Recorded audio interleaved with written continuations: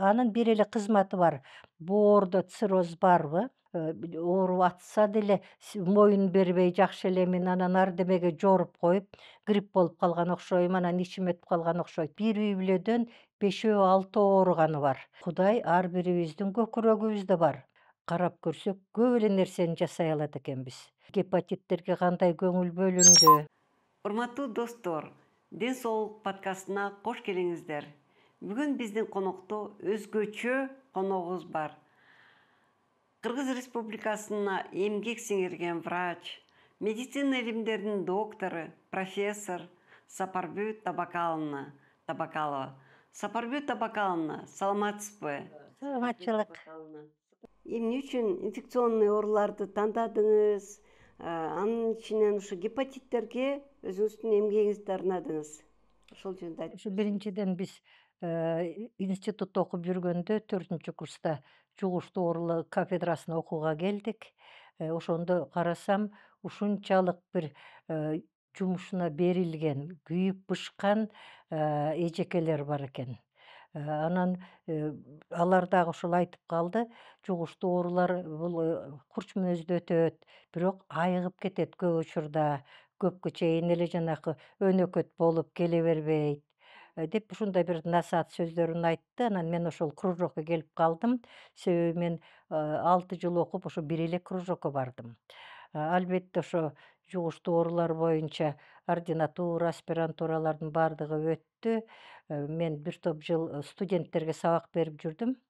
Анан ушу сиз сурагандай, эмне үчүн ушу инфекционный оорулардын арасынан ушу вирустук гепатиттерди тандап алдыңыз дегенде, мен мына врачтарга сабак берип калганда, ушул врачтар мени окутат экен.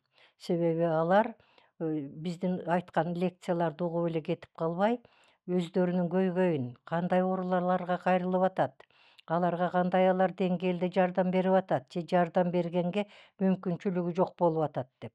Анан ошодон мен көбүрөөк үңүлүп, окуп, карап, чындыгында бул вирустук гепатиттер экиге бөлүнөт. Гепатит А, гепатит Е дегендер жеңилирээк, жана көбүнчө бала-чака, бала куракта эле ооруп коюшат. Ал өнөкөт гепатитке өтпөйт. Ошон үчүн биз балдардын гепатити деле деп коебуз. Бирок мынабы кан аркылуу жуккан гепатиттер абдан чоң көйгөйдү түзөт.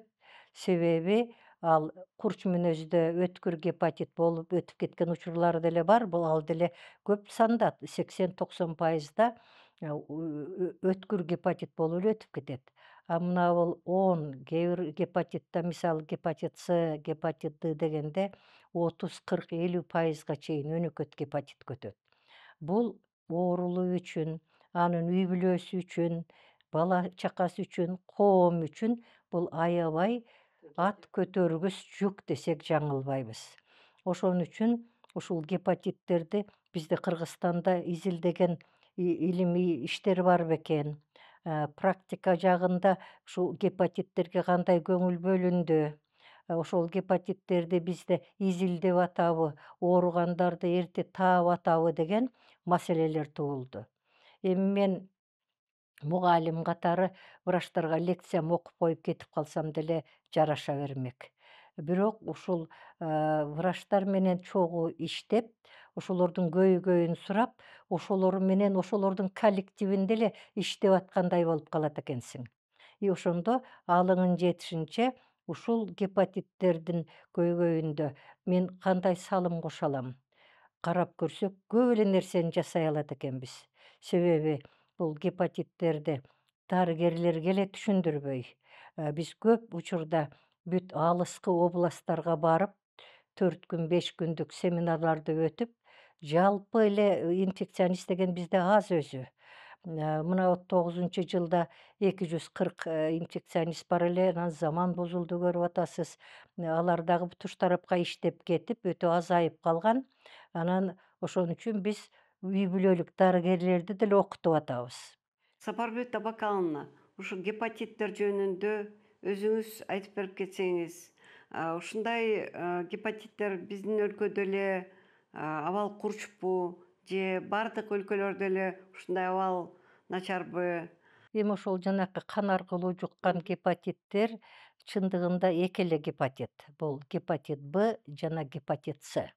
Анан бул гепатит Бга Д деген дагы гепатит кошулуп калат. Башка өлкөлөрдө бул жана гепатит Снын тилекке каршы эмдөөсү, вакцинациясы жок, а гепатит Бнын вакцинация бар.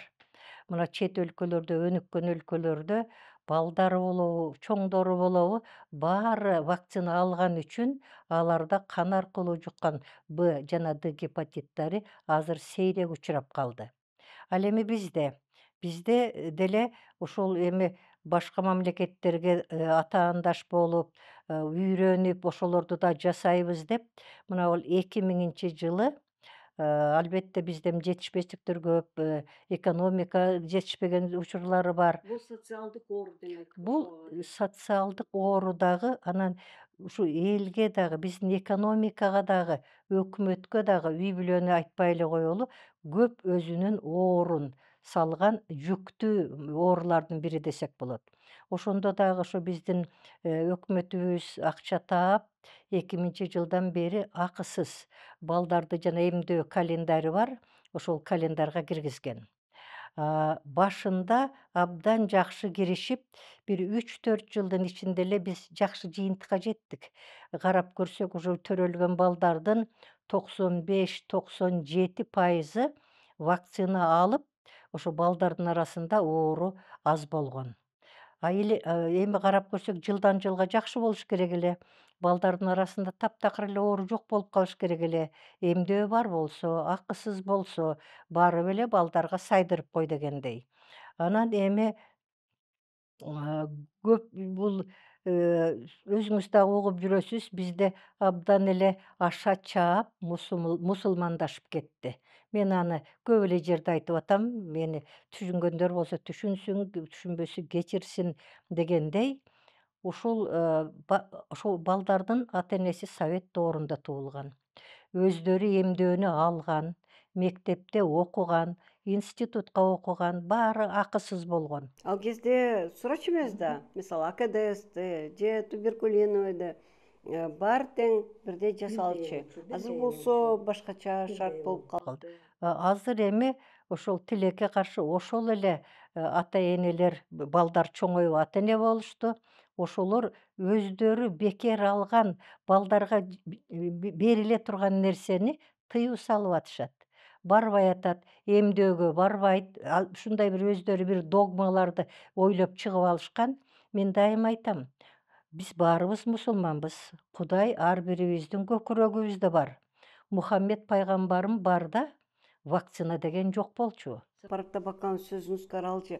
Бул жерден чала молдо дин бузат деген туура болсо керек, Андан дагы жакшысы бар.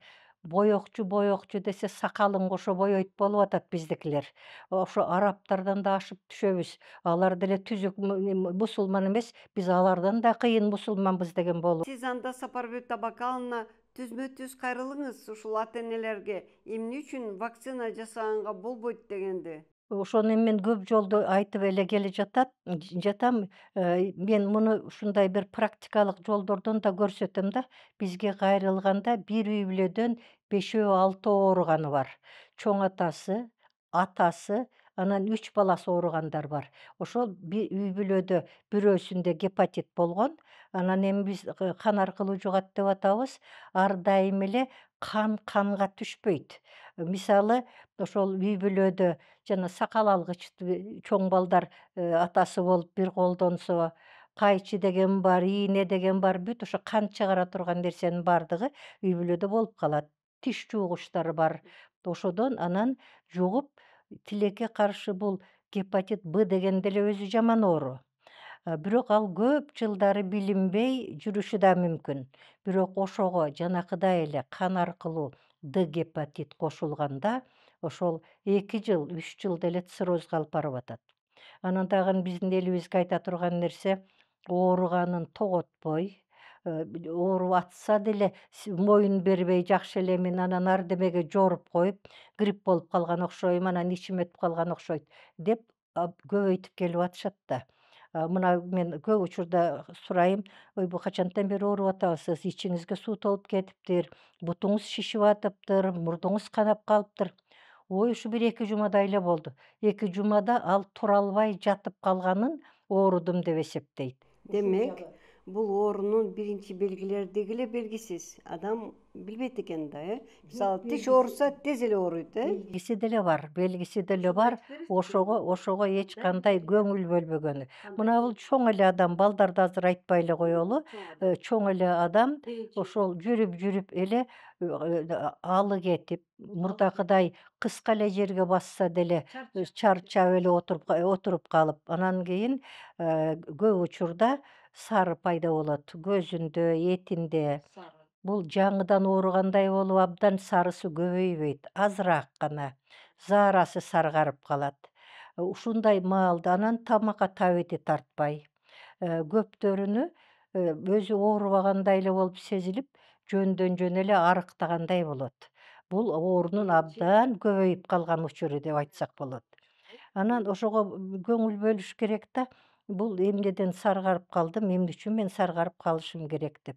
Анан ошол маалда биз азыр эми инфекционисттер жетишпейт, алар көбүнчө ооруканаларда иштеп калышты. Анан үй бүлөлүк дарыгерлердин тобунда мына биз эң жакшы Тээленди деген Бишкекти алсак деле 19 поликлиника дейбизби, ЦСМ дейбизби, ошолордун 4-5-өндө эле инфекционист бар. Анан дагы бир айта турган нерсе, мен биздин неме саламаттык сактоо министрлигине деле айтып, кат деле жазып жүрөбүз. Эми ошол эмне үчүн ошол поликлиникаларда инфекционисттер аз? Себеби буларды жанакы узкий специалист деп койгон. Узкий специалисттердин айлыгы ошол семейный врачтардыкынан дагы аз да. Ооба, айлык маянасы өтө зор мааниге специалист. Мааниге ээ, анан кийин ошолорго бир жанагы ушу поликлиникада мынча кишини эле карайт деп, анан ага бир 0,25, 0,5 деп коет, ошондой ставкаларды берилген. Ал болуп иштешет. да. Жок, только эле ошо инфекционист болуп эле иштешет. Анан эми өзүңүз деле ойлоп көрүңүз, ошол 0,5 деп коелу, ошол ставкадагы маянага өзүн өзү багалабы, бала чаканы багалабы, кандай бул жакшы врач болбосун, патриот болбосун, күнү келгенде ошол өзүн багууга, тейлөө дегенге такалат. Менин оюмча, бул немени эсептеш керек эмес, бул поликлиника мынча миңди карайт деп. Ошол участокто жугуштуу оорулардын үлүшү канча? Эгер ошол участокто жугуштуу оорулар көп болсо, а бизде Кыргызстанда шаарда деле жугуштуу оорулар көп.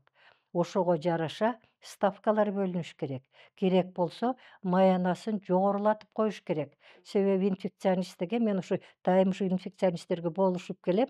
Себеби инфекционист деген ал өзүнүн адистигинен тышкары көп адистикти билиш керек. Ал терапевт да болуш керек, невропатолог дагы болуш керек, керек болсо хирург да болуш керек. Ошон үчүн ошо инфекционисттердин санын биз көбөйтүшүбүз керек. Мисалы, азыр неме Ысык көлдө эми сонун жер, курорт жер. Ал жака жалаң эле врачтын барып эле иштегиси келип эле толуп калыш керек эле. Тилекке каршы жылда 4-5тен инфекционист ашпайт. Мына жакында эле биз бир инфекционистти бекер алып келип, окутуп, инфекционист кылып койдук эле. Эми алар деле оор жумуш. Эми сонун каерде жыргал дейсиңер. Ошол эч болбосо ошол мени бекер окутду эле, кыйын болсо дагы эч болбосо 3 жыл иштеп берейин дебейби? Мени азыр угуп атса керек. Мен өзүм ошол жерде окууга барганда жетелеп келгенмин. Таластан бирөөнү алып келип, иммунологду дагы инфекционист кылып окутуп койдук. Эми ошол иштеп берейин дебейби? Ошол бир частный мектепке врач болуп кетиптир. Бул деле баягы экономикага таянып атпайбы Сапаров Табакалын? Мүмкүн ал врачты да түшүнсөк болот деп ойлойм. Сиздин эмгегиңизди да сыйлаш керек, ал врачты да түшүнсөк болот. Айлык маянасы аз болсо, өзүңүз азыр айтып кеттиңиз, балдардын бага албаса, мүмкүн ал жактан көбүрөөк берди. Ошон Абдыгазиевна, биз экөөбүз совет доорунун адамдарыбыз. Ошонун баардыгын биздин мамлекеттин кыйналып атканын биз түшүнүп эле келатабыз го. Керек болсо менин балдарым 20 жылдан бери айтат: "Мама, сиз ошо инфекционный больницага барбай эле коюңузчу. Сиздин айлыгыңыз таксиңизге дагы жетпейт" деп. Мен машина айдай албайм. Анан мен айтам: "Балам, мага айлык төлөбөй койсо деле бул менин турмушум. Мен ушун үчүн окуганмын. Мен барам иштей берем" деп. Ошон үчүн мен башкалардан дагы ошондой талап кылам да, эч болбосо эми коёндун териси бир жылга чарыга жараптыр дегендей иштеп берсе болмок. Кандайча гепатиттен алдын алуу эмне үчүн врачка келбей туруп эң эле жөнөкөй мера предосторожности деп айтайлычы, ошолорду азыр сиз айтып бересиз, алдын алуу. Ушулорну кандайча алдын алсак болот депчи. Эми вакцина жөнүндө айттык, көп жолу айтып келатабыз. Дагы бир нерсени айта турган нерсе, сиз өзүңүз деле ошонун арасында болуп жүрөсүз. Биз ошо инфекционисттер, окумуштуулар 10 жылга жакын чуркап жүрүп, жогорку кеңешке барып, мен өзүм 3 жолу Бул эбегейсиз эмгегиңизди көбү билет. Мен дагы бир жолу айткым келет. Сиз ушу вакцинация жасоодо жана гепатиттерге бекер анализ тапшырууда, ЦСМдерге киргизүүдө сиздин эмгегиңиз эбегейсиз. Ошону баары билиш керек.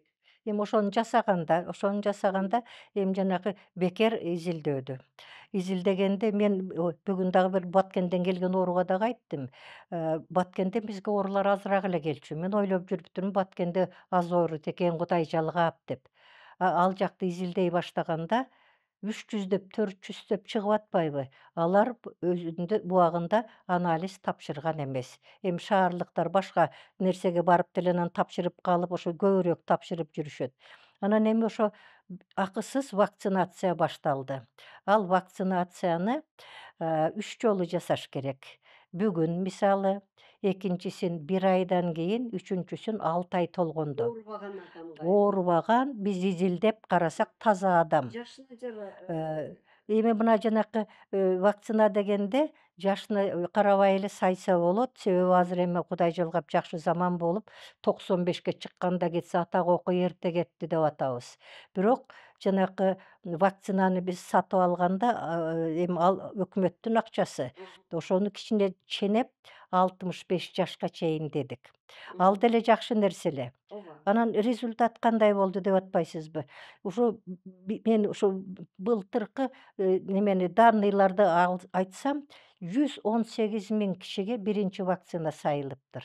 118. 8 кишиге, 118 миң кишиге. Эми экинчисин 1 айдан кийин алганга врачтар айтты, 1 айдан кийин келесиз, сайып беребиз деп дагы айтса керек. Ошонун 40 миңи келген жок да. 40 миңи. Ал эмнени түшүндүрөт?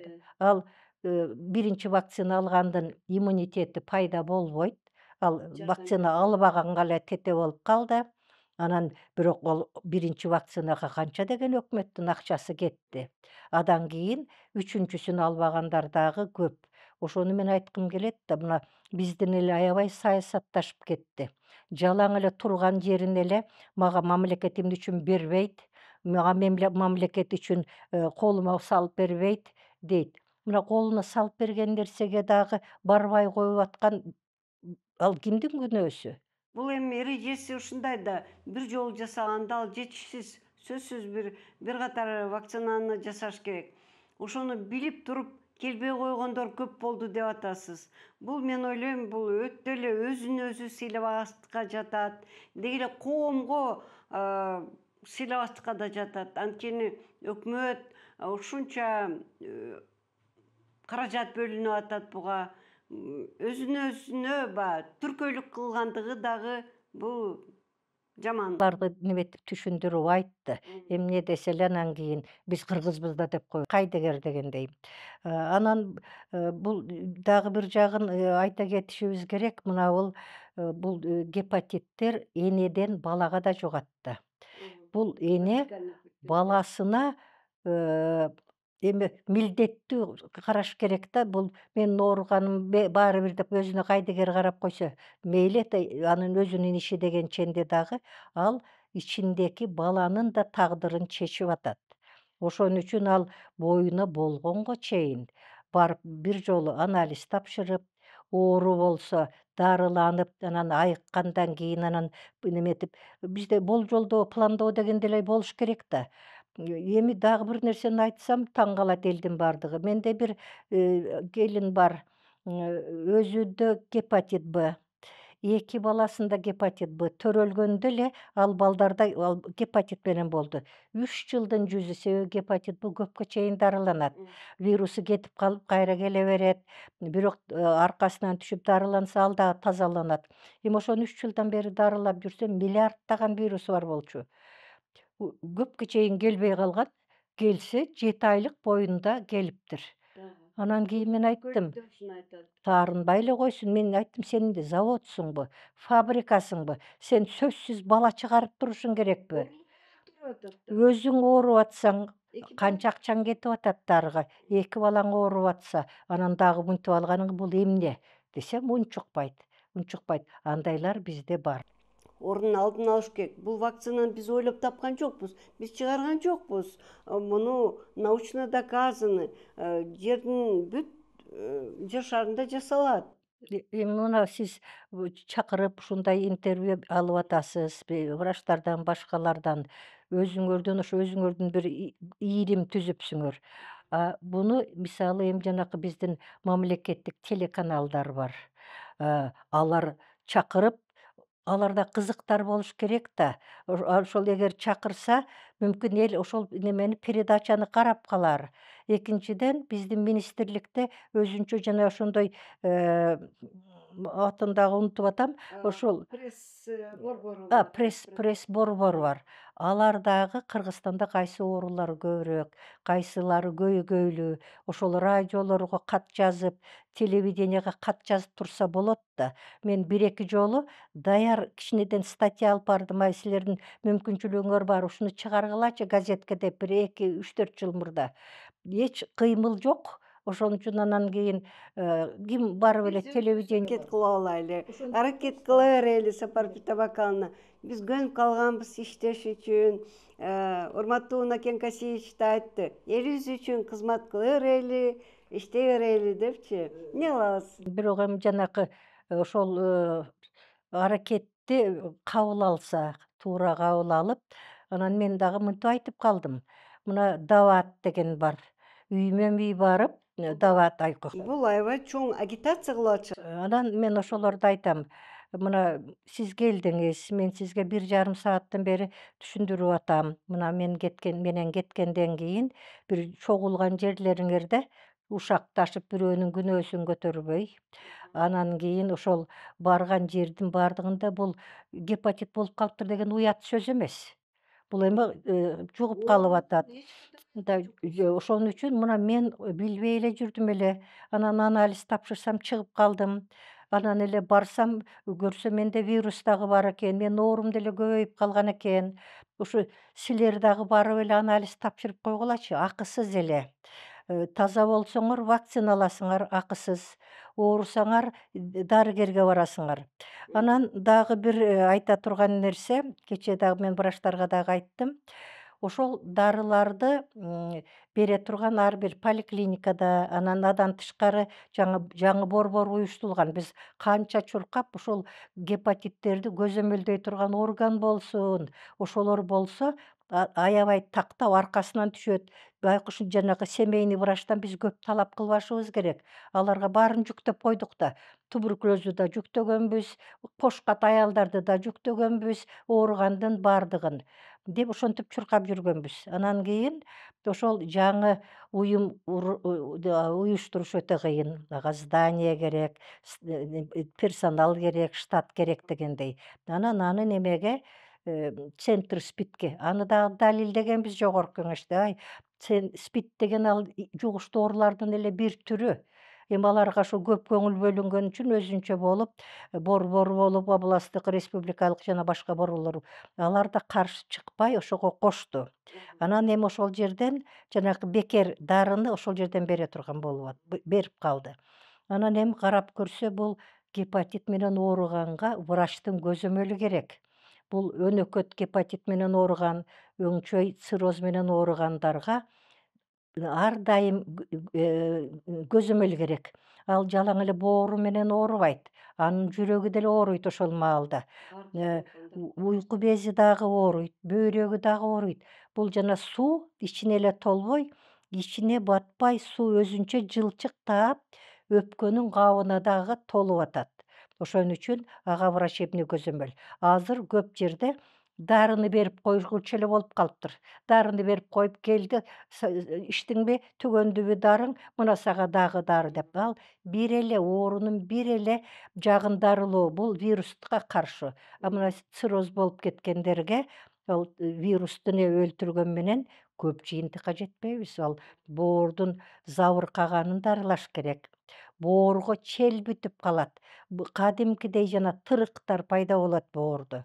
А эгер ошол тырыктар көбөйүп кетсе, иштей турган боордун клеткалары азайып калат.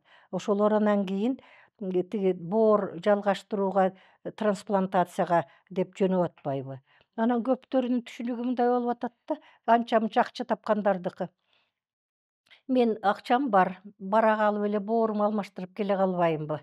Айлап жылдап дарыланбай деп. Түркөйлүк ооба. Сапар Табакан, ушундайга жетпеш үчүн эң эле жөнөкөй эмне кылыш керек? Профилактиканы келгиз санайлы. Анда биз карайлы, каерден Оорубай келиш үчүн. каерден жугуп калышы Ооба. мүмкүн дегенге барышыбыз керек.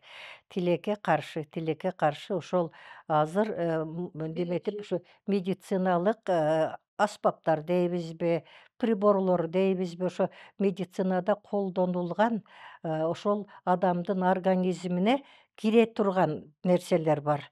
Ошодон анан жугуп калып атат. А жугушпаш үчүн эмне керек? Ошол эле өзүнүн медициналык аспаптарын жакшылап тазалаш керек. Бул санитарлык нормага жараша.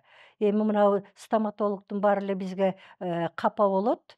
Мына мисалы мурда операциялардан, хирургиядан, акушерстводон деле көп жугуп келет эле. Мына биз болгонун болгондой айтышыбыз керек. Кийинки бир 4-5 жылда ар бир ошол хирургияда, акушерствода өздөрүнүн инфекционисти бар болуп калды, инфекционный контроль деп. Алар аябай текшерген үчүн алардан келбей калды. Дагы эле ушул тишин дарылаткан, анан кийин анда санда жана кашын тердирип, пластический операция бирдеме болгондордон деп келип атат. Эми бир эле мисал болбосо эч ким мойнуна албайт. Энеден балага жугуп атат. Анан кийин бул гепатиттердин да бир жаман жагы жыныстык катнаштан. Аны дагы ошол караш керек. Ошол эми негизинен эң орчундуусу ошол үчөө эле. Калгандары бизде эми жанакы айтып атабыз, үй бүлөдөн жугат дегенде мен ошол немени докторский немеми диссертациямы Москвада жактаганда мен биринчи жолу айттым да, бизде балдар семейный контакт болуп, бытовой контакттан жугат десе мага суроо беришип, кантип эле бытовой деген эмне? Бул контакт да. А чындыгында азыр эми аны Россияда да кабыл алып калды. Себеби аларда да ошолордун баары бар болуп калды. Мүмкүн ошо жана бизден Орто Азиядан барган мигранттардын арасынан бар болгон үчүн да билип калыштыбы деп ошол жанакындай бытовой контакттан болуп атат. Эми ошонун баардыгын эле колго алып, эми баарыбыз эле иштейли дейбиз, нан табалы дейбиз. Ошону дагы биз абийирдүүлүк менен честно тапсак болобу? Ошол эми кабинет ачам деп иштесе, көп жерлерде мынабу стоматологдордун өзүнүн эле көчүгү батат, анан аппараты батат. А стоматологический кабинет деген 3-4 бөлмөдөн туруш керек. Мына биздин министр, биринчи жолу министр болгондо, бул киши абдан мен неме менен сүйлөшүп калсам, биздин главврач айтты, бул абдан алыска көрөт экен. Эми көп сөздөр болуп кетип атат, бул дальновидный деген. Анан ушул киши күчкө салып дагы неметип барып, особенно түштүктөн канча жүздөгөн дагы стоматология кабинетин жапты эле. Анан кийин нормага жараша болсун деп. Анан нормага жараша болсун дегенди ким текшерет? эпидемиологтор текшерет. А эпидемиологторду канча жылдан бери текшербесин деп койду. Дагы эле эмнеге неметип, ушу бечара эл өзүн өзү багып, стоматологтордо акча таап алсын деп. Эми ошондой мүмкүнчүлүк бергенден кийин уятта болуш керек да. Бул сенин колуңан жуккан оору өлүп калып атпайбы? Эми оору эле каганып туруп кетсе мейли, өлүп калып атпайбы? Ошол жөнүндө кичине ойлонуп коюш керек да. Жанакы тиш жугугучтарын алмаштырыш керек. Ар бир ооруга алмаштырсын. Таза кармасын, обработкалар болсун, ошону жасай турган жери болсун. Анан кийин эле бизде дагы жакшы. Стоматология, косметология, Парикмахерский дегендердин ушу бардыгынан ошондой неме болуп атат. Ошону эле азыр бизге ошону эле колго алсак, дагы бир топ азая турган. Мүмкүн бул лабораториянын күчтүү болушу, биздин өлкөдө өзүңүз билгендей көптөгөн лабораториялар бар. Ошол жерден анализ тапшырып, көпчүлүгү билинип калынып атат. Ранее выявляемость деген көбүрөөк болуп атат. Бул күчтүү дегенден жатпайт дагы. Бул себеби неме, туура айтасыз. Себеби мурда ушу гепатит Бнын HBS антиген дегенди эле ошол больницадагы эле лаборатория текшерип, анан табат эле. Адамдын көбү, мен өзүмө таза элемин, деним сак эле деп ойлоп жүрөт да. Себеби жанакы HBS антиген деген гепатит С дагы 30 жылдап билинбей акырын отура берет. Ошол баары бир ошол медиктер тынбай айтып, анан кийин мына лабораториялар көбөйгөнүн биз куттукташыбыз керек. Себеби неметип барып эле даже направлениясы жок эле анализ тапшырып коем десе, жана экспресс тест менен 20 мүнөттө эле чыгып калып атат. Мен ошону көп жерде айтып атам да, ушул лабораториялар өнүккөн үчүн, көбөйгөн үчүн элдерге үйүнө жакын, эшигиңе чыгып эле анализ тапшырсаң, чакырса болот деген. Анан эми жанакы көп сөздөр айтылып, кымбаттап кетти, андай-мындай дегендер болуп атат. Бирок биз эми башкага да салыштырышыбыз керек да. Мына 1 килограмм эт айланайын 600бү 700 дегенде эле болуп калыптыр деп. Эми бул ден соолуктан кымбат эмне бар? Биринчи байлык ден соолук. Ар нерсе салыштырмалуу. Мына мисалы бирөөнү 1 ай мурда тойго чакырса, даярданат. Мен кийит апарышым керек, аны табышым керек, мынча кошумча беришим керек, элден кем болбой деп. Бирок мен анализ тапшырып коеюнчу ал канча сом болот экен, же даже ооруп калдым, ошол врач жазган дарыларды алып ичейинчи деген ой жок, азыраак да, азыраак. Ошон үчүн эгер ошол убагында дарыланса, дагы кошумча оорулар кошулбайт эле. Ал оорулары өнөкөт болуп кетпейт эле. Дагы ага осложнение деген бар. Кабылдап кетти дегендей. Ошол оорусу мынча болгондо убагында дарыланбай, анан аябай көбөйүп кеткенде, анан пересадка печеньге деле даяр элем дегендер бар. Анан ушу пересадка печень боюнча сиз деле угуп атасыз. Бизде айтып берсеңиз. ошол немеде бул ошо жанакы немелер бекер болду деп жетишип калганыбызда, анан мен дагы жөнө турбай, анда биздин министр жумуштан түшүп калган. Бирок мен ушул сиз хирург катары, сиз хирургсуз. Анан жашырганда эмне, биздин президентибизге дагы жакын кишисиз. Эми ушул биздин эмдиги кадамыбыз боорду жалгаштыруу деп, ал киши мага убагында өзүнүн визиткасын берди эле, Савердин деген визитка экен. Анан кийин мен ошого бир 3-4 барак кылып, ошо электронный почтасына салып койдум. Анан кийин мен оюмда бул киши эми ошол мен окудум, кандай жазсак болот экен деп, дагы сөз болобу деп, бар болсо мен ошо көлгө деле барып сүйлөшүп келейин деп. Ар ким өз жолу менен жасайт экен. Ушу биз айтышыбыз керек, что азыркы пересадка печени ушул министрдин аркасынан түшүп, жылдырганы үчүн болуп калды. Мен укканда былтыркыдабы же мурдагы жылы ошол жана пересадканы үйрөнүп келсин, окуп келсин десе, 100ге жакын байланайын. Ошо барыптыр. Анан хирургтар көрсө биз эми көп учурда айтабыз, жаштарга ордун бербейби, жаштар жасабайбы деп. Жаштар жасай турган да иш бар, жаштардын колуна келбеген, акылы жетпеген да учур бар. Ошол жерге жалаң ординатурада эле эми окуп жүргөндөр, ординатураны эми эле бүткөндөр барыптыр. Анан ал жактан 2-3 гана хирургду тандап калыптыр. Силерди биз үйрөтөбүз, себеби силер операция ойлонайын, бул хирургия дегенди үйрөнүш керек да, колу менен бирдеме жасаш керек. Ол боорду жалгаганда эле ал операция да. Ал эч качан операцияга кирбесе, операция жасаганды билбесе, анан барып эле трансплантолог болуп калабы? Анан кийин былтыр мен аны билип калганым эмне, былтыр биз чоң конференция уюштурганбыз. Ошогонан кийин көп хирургтарды чакырсак эле, баары эле Түркияда дейт. Ой, эмне болгон Түркияны басып алайын дегенсиңер го деп тамашаласам, чындыгы жасап жүргөн, колу усулдуу, анан ошо тажрыйбалуу да. Ошондой хирургтарды алып барган экен. Ошолор окуп келип, анан кийин азыркы ошо боор жалгауда ошолор киришти. Анан эми мунун дагы бир жагын айта кетиш керек. Биринчиден, биз дарыгерлер ошо боорду трансплантацияга жеткизбешибиз керек. Биз дарылашыбыз керек да. Бул трансплантация бул эң акыркы айла кеткендеги оокат. Анан ал боорун жалгатам дегендерге дагы бир айта турган сөз. Ол ошо боорун жалгап койсо эле ал 30 жыл, 40 жыл жашап ийбейт.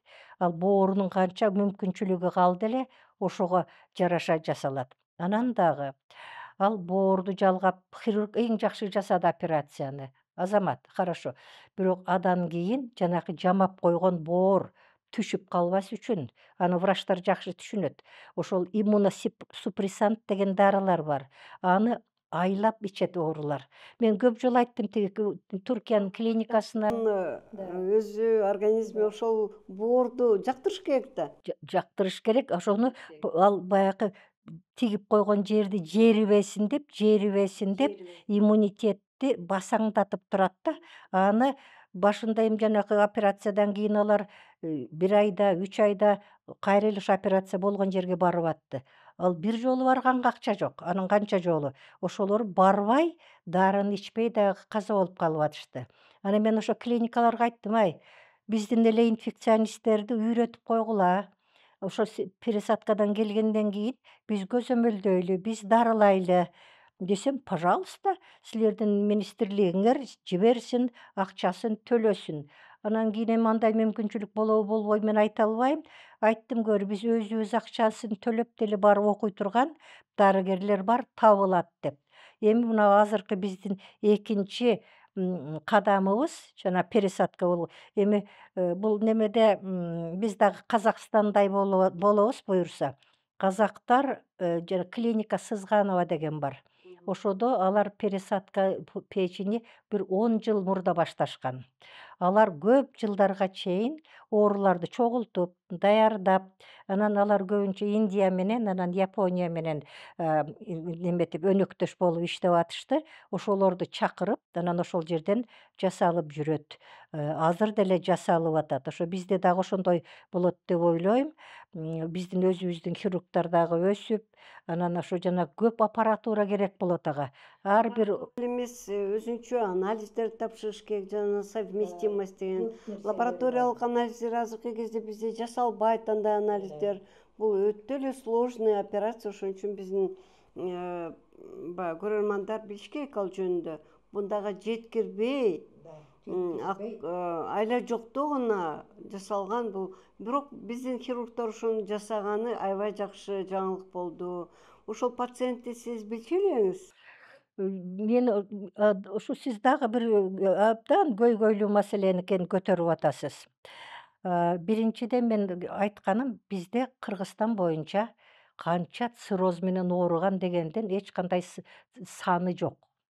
Адан кийин бизде министрликте комиссия болуш керек. Ошол цирроз менен ооругандардын кайсынысы пересадкага барыш керек же бизде жасалыш керек деген. Ал комиссия жөнүндө чечилиш керек да. Анан кийин алар келгенден кийин канча киши пересадкадан келди. алар эмнеге муктаж, аларды ким көрүп атат деп. Мен билгенден Ошто чоң группа бар экен, ошол пересадкадан келгендер, анан ошолорду жугуштуу оорулардын больницадагы эле врачтар карайт окшойт. Алар дагы бизде ошо немеге алын элек да, такталып элек, алын элек. Азыр эмне болуп атат? Ушундай бир шылуун жигиттер пайда болуптур. Алар мени менен да бир жолу телевидение барганында мен сурагамын. Ушундай түн эле парпырайт. Биз ушинтип жолдон акча чогултуп, элдин сактап калып атабыз аман тиги. Бу абдан жакшы кылып атыпсыңар балдар. Ошол ооруну пересадкага барыш керек экен, ошол жагдайга жетип калыптыр дегенди ким чечет? Силердин араңарда врач барбы десем, жок, врач жок. Анан силер кантип чечип атасыңар? Ошо ооруп аткан, анан өзүнүн акчасы бар, силер кичине акча кошкондо эле жибере бересиңерби деп дагы айттым. Алар бири-биринен кызганат дагы экен. Себеби Жана медицинский туризм дегендин түрү да. Мына онкологиянын институт онкологиянын тушунда жазылып турат. Онкологиялык ооруларды Турциядан дарылайбыз деп. Анан мен бир ойлоп коем, эмнеге ушуга бир чара көрүлбөйт? Биринчи сиз айткандай өзү сонун доктурлар бар, сонун онкологдор бар. Биринчи ушул уруксат берсин депчи. А бул жерде сиз айткандай акчам бар деп эле кете берген болбойт да. мына мен мисалы бизде 5000ге жакын ошол ар түрдүү жери ооруган, биз эми кээлерге буюрса биз ошол биздин ишкананын 30 жылдыгын белгилейбиз. Ошо кийинки эле акыркы жылдары ошо гепатология менен заниматься этип калдык. Эми ошончо оору болуп, мен тарыхта 2 эле жолу немеге жибердим, Индияга жибердим 2 ооруну. Болгондо дагы мен аларды пересадкага жибергеним жок, мен аларды диагностикага жибердим. Бирөөсүнүкү там боорунда шишик бар эле, кайсы шишик экени билинбей. Ушу дагы элге айта кетейин, ошол биринчиден ушул диагностикага барышсын. Барып эле мен бооруму алмаштыра коем дебей. Себеби ал жакта PET-скан деген аппарат бар. PET-скан деген аппарат мына бул онкологиялык клеткалардын 3-4 болсо дагы биле алат да, а УЗИден көрүнгүдөй боло элек. Компьютерный томографиядан да көрүнбөйт, МРТдан да учурда көрүнбөйт. Ал жакта эме көрүнсө да биз ойлойбуз, бул доброкачественный опухоль болушу мүмкүн, экинококк болушу мүмкүн. А экинчи оорубуз ал гемодиализде жүргөн неме. Ага неметип боорундагы, бөйрөгүндагы бир эле убакта жалгаштырыш керек деп. Ага 2 донор табылбай, бир донору бар экен, экинчиси табылбай. Ушуга окшогондорду гана мен неметип жиберем. А калгандарын мүмкүн болушунча дарылаганга аракеттейм. Анан мен эле дарылап жүргөндөр мага деле айтпай эле өздөрү барып, анан кийин эже мен бооруму алмаштырып келдим деп айтып деле койбойт. Дагы эле биз кыргызбыз. Сапар Табакаловна, ушул диагностика боюнча дагы айтып кеттиңиз. Сиз билем мен фибросканды киргиздиңиз. Ошол боюнча эмгегиңиз да көп. Ушу фиброскан боюнча да бир аз маалымат берип кетесизби? УЗИнин түрү же кандай? Ошону биз Ушул мен биздин элге негизинен биздин врачтарга айткым келет. Врачтардын көбү билет. Биз уга укпайбы? Бизге окуганы келсе дагы сар медреп айтабыз, поликлиникага барып да айтабыз, райондорго да барып айтабыз. Бул фиброскан деген бул бир эле аппарат. Эң биринчи ал ошо жана биздин немеге спецбольница деп чоңдор жаткан жерге койгон экен. Анда эч ким билбейт эле, мен да билбейт элем. Ошол аппарат көп жылдар эле эч нерсе аткарбай эле туруп, анан биз билип уже жибере баштаганда ал эскирип анан кетти. Фиброскан деген бир эле аппарат. Ал кымбат абдан турган аппарат. Анын бир эле кызматы бар. Боордо цирроз барбы? Чел канчалык көппү? Анан кийин аны айтып берет. Биринчи деңгээлде, экинчи, үчүнчү, төртүнчү деңгээлде деп. Анан анын дагы бир жакшы жери, көптөрү мен башында мен да айтчумун, бул челюсть жака кетпейт, бул жана колуңу күйгүзүп алсаң тырык калып калат да деп. Потому что менин оюм деле ошондой болчу. А кийин биз окудук, анан кийин өзүбүз жасап жүрөбүз. Анан карасак, бул жанакы чел вируска каршы дары бергенде, анан жана челди кетире турган, жоюп ийе турган дарыларды бергенде, тиги чел кадимкидей мурда өзү азыраак болсо 0 түшөт экен, 4 деңгээлде болсо 3-2 чейин түшөт экен. Аны ошол только фиброскан деген аппарат тексей алат. Ошону билип көрүп туруп дагы биздин дарыгерлер жибербей, анан жана бонус берген жерге жиберип атат. Дагы бир түрү бар, ал УЗИ. Анан ошол УЗИге ошо немени челди текшере турган дагы нерсе коюлган. Ал деле жакшы. Ал көбүнчө бизге ориентир берет да, ушунда чели бар экен, 2-3-түн ортосунда же ушундай. Себеби мен көптөр ошодон өтүп келгенде кайталабайм, эгер 1-чи, 2-чи, 3-чү болсо бул чечпейт эч нерсени, акчасын кетирип эмне кылам, салбай эле коеюн деп. Бирок жанагы фиброз F4 деп, анан кийин тияктан жанагы ошол жана УЗИге түшкөндөн азыраак эле көрсөтүп атат. А оорунун ичине суу толгон, буту шишип атат, мурду канап атат, а тиги УЗИ фиброскан деп коелу, ал көрсөткөн такыр төп келбейт. Ошолорду гана мен кайра салам, чындыгында эч качан төп келбейт. Мен ошо тиги немелерине деле айтам, көр, өзүңөр деле барып айткыла. Мен айтсам конкуренция деп айтат, туура түшүнбөйт. Өзүңөр деле айткыла, мына силердикине моундай чыкты эле. Бул менин оорум го, меники көп болуп атса, бул мен үчүн керек нерсе дейт дегендей. Ошон үчүн биздин дарыгерлер дагы биринчиден оорунун кызыкчылыгына, ала турган бонусун ансыз деле алат. Биз аны вообще эле тосуп бүтүрө албайт экенбиз, но эч болбосо мен дайыма айтам, сен ооругалы, өзүнө керек дарыны жазсаң, өзүнө керек анализди жазсаң, өзүнө керек обследование жазсаң деле аласың. Но неме с чистой совестью. Сапар Тобакан, ушул боюнча мен өзүмдүн да эмемди айтып кетким келет да, мына азыркы лайфхак жаш врачтарга айтам. Кандайча сен баягы ийгиликке жетишесиң деп. Биринчи пациент эчтен кирип келгенде, сен оюңду ойлошуң керек. Ушул пациент жакшы болуп айыгып кетсе экен, мен жардам бере алсам экен деп ойлогун деп. Анткени бул сенин оюң ошол пациентке телепатически берилет. Ошондо пациент ал сага акчасын да берет, ыраазычылыгын да берет. Акчасын бере албаса, башка бирөө берет деп айтам. Ушул кандай деп ойлойсуз? Туура, мен сиздин мектебиңиздемин да. Неме да мындай, буну бардыгы консультирование деген болот. Консультирование. Эми мына жанакы оору менен баарылашуу. Кандай баарылашуу деген. Биз медицинада карап көрсөк, ушу ВИЧ-инфекцияда, СПИДте гана өзүнчө китепче болуп чыгып, анан тынбай семинар өткөрүп, консультирование больных с ВИЧ-инфекцией деген бар. А эмне үчүн консультирование онкологических больных деген китеп чыкпайт? Бул онкологиялык оорулар эмне? Жеңил ооруларбы? Алар менен сүйлөшүш керек эмеспи? Алар айлап жылда ооругандар. Анан мен көп жылдары ушу гепатиттер, жана хронический гепатит, циррозду ушул оорулар менен врачтын оору менен сүйлөшүүсү деген. Анан Кудай жалгап, баягы бир жаман айтпай жакшы жок деп, мына ВИЧ-инфекция, СПИД, коронавирус болгондо мен бир тобун жазып койгом, бирок аны мен тиги тоголоктой элек болчумун. Ошо 20-жылы отуруп, вынужденно жумушка барбай калдык, возраст боюнча дегендей деп. Ошондо мен китеп жаздым, чоң 750 барак. Ошонун 150 барагы консультирование больных вирусным гепатитом. Орус тилинде. Анан анын кичинесин консультированияга кирген жок, ошо жанагы жугуштуу гепатиттер деп кыргыз тилинде да чыгардым. Ал эми жана учебник катары эле бир 360 барак болду, ал гепатиттер.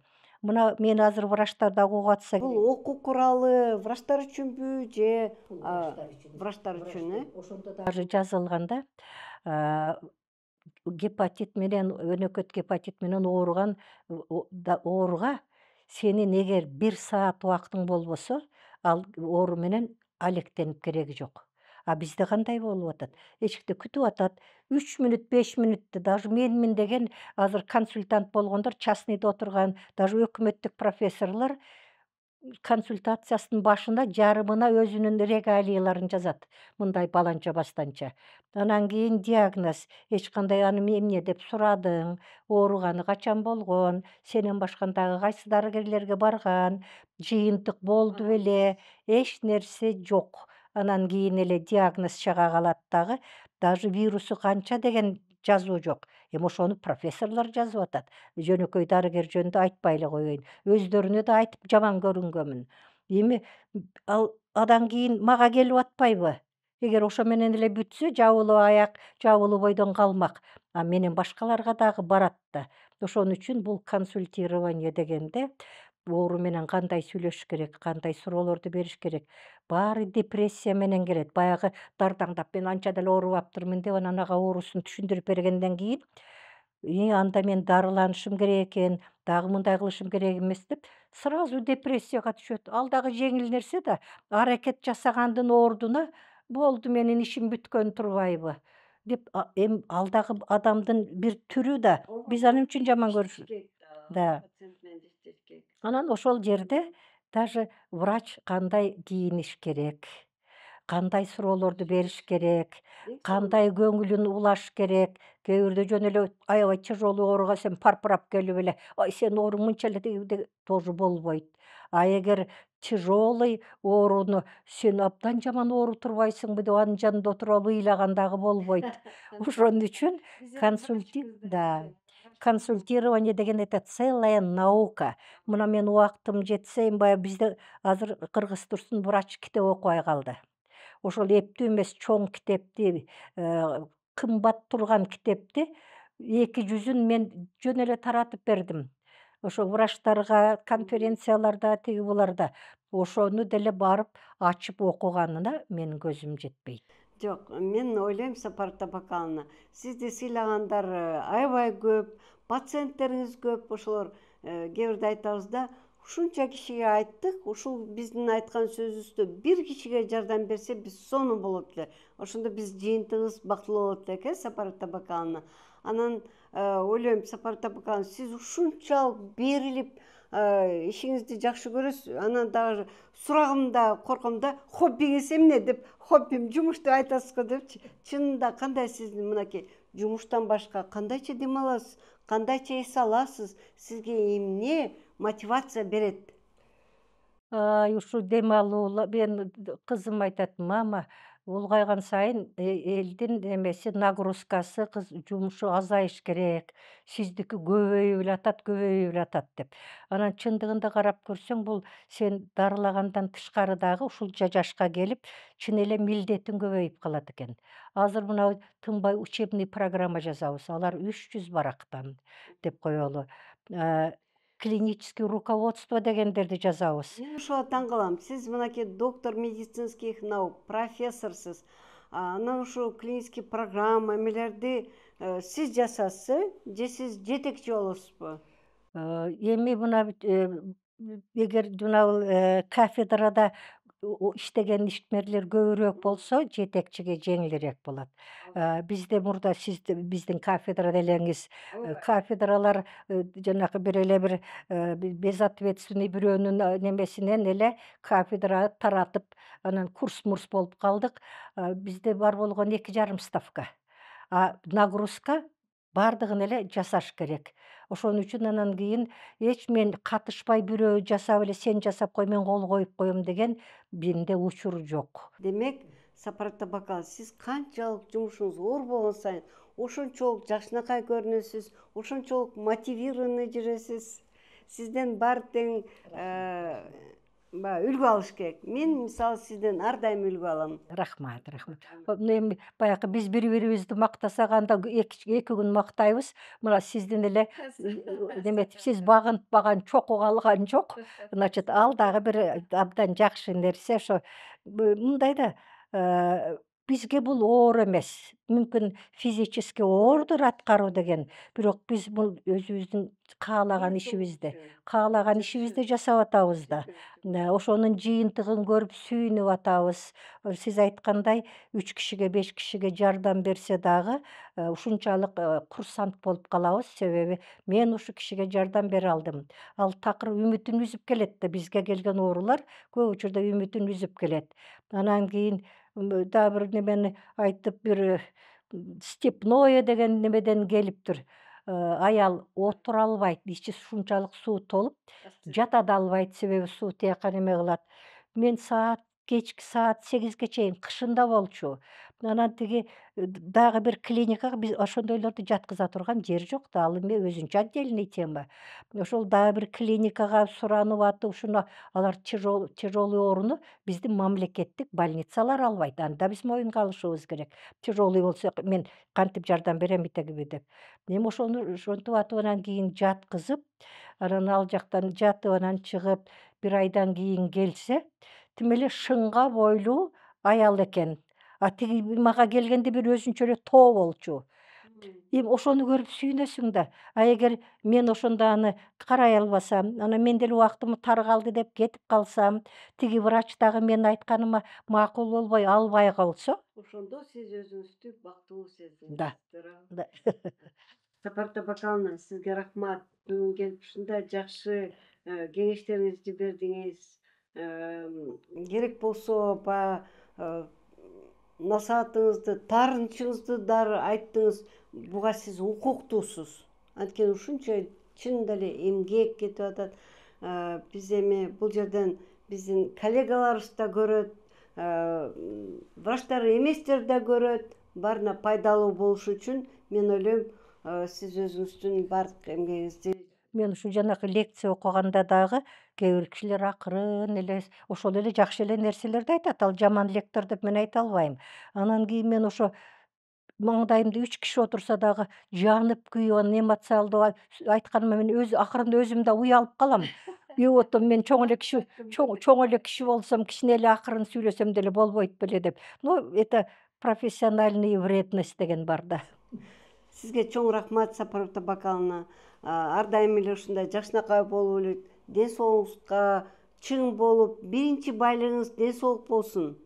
Сиздин баягы ден соолук тартуулаган пациенттериңиз ар дайым айыгып кетсин, благодарный болсун.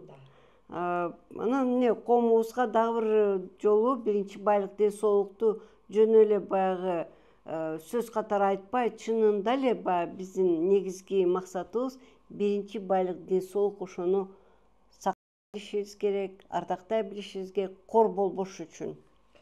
Сизге да чоң рахмат. Ушундай элге жетиш үчүн ушул чакырып, уюштуруп, сиз муну жасабай койсоңуз деле эч ким капа болмок эмес. Но сиз муну жасадыңыз, себеби сизге бул жагат. Ушуну жасашым керек, ушул керек эле деген үчүн болуп атат. Ушул баягы нике кыйып атканда биз айткандын баары сизге кабыл болсун дегендей, биз айткандын баары биздин элибизге кабыл болсун. Чоң рахмат.